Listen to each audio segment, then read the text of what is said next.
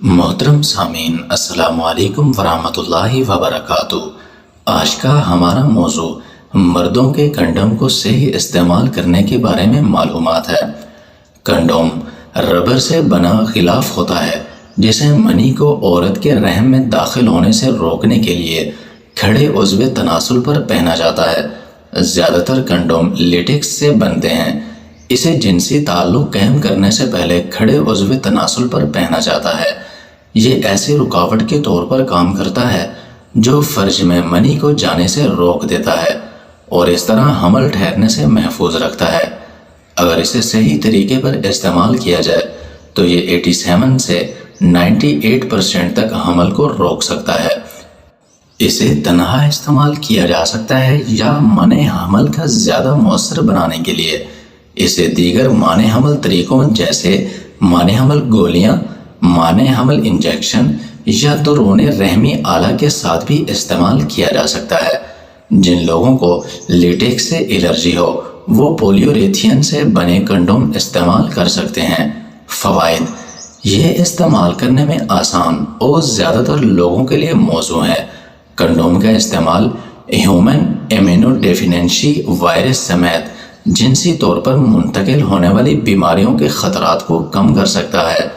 نقصانات: اسے جماع کے ہر عمل میں صحیح طور پر استعمال کرنا چاہیے ورنہ مانع حمل کی تاثیر کم ہو جائے گی۔ کنڈوم میں استعمال ہونے والی چکنائی خراش آور ہو سکتی ہے۔ انگلی کے ناخن، انگوٹھی اور تیز دھار چیزوں سے آسانی سے پھٹ جاتا ہے۔ کنڈوم کا استعمال: نمبر 1، جماع کے لیے ہر مرتبہ نیا اور اچھے معیار کا کنڈوم استعمال کریں۔ نمبر 2، استعمال سے پہلے اختتامی تاریخ اور کنڈوم کے پیکٹ کے صحیح سالم ہونے کی جانچ پڑتال کر لیں۔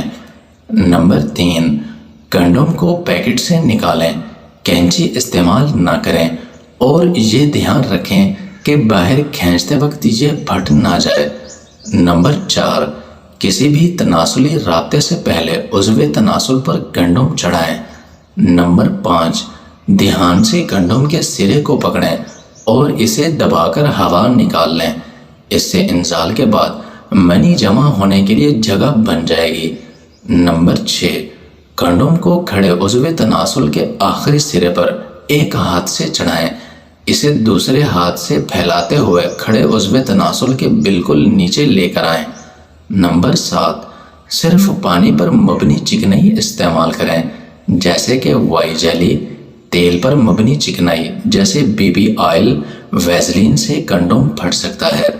نمبر 8، انزال کے بعد اور عضو تناسل کے نرم ہونے سے پہلے کنڈوم کے کنارے کو پکڑیں اور اسے احتیاط سے باہر نکالیں۔ نکالنے کے دوران کنڈوم کے کنارے کو پکڑیں اور دھیان رہے کہ کوئی منی گر نہ جائے۔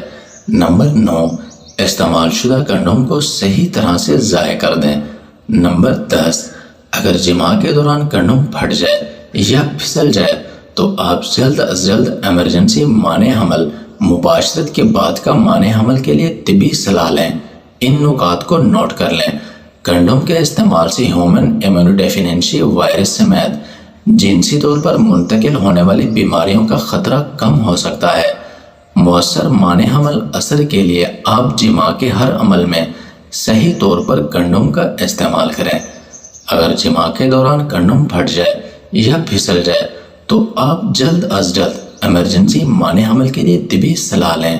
تو ناظرین، اگر آپ میرے چینل پر نئے ہیں تو میرے چینل کو لائک اور سبسکرائب کر دیں۔ شکریہ۔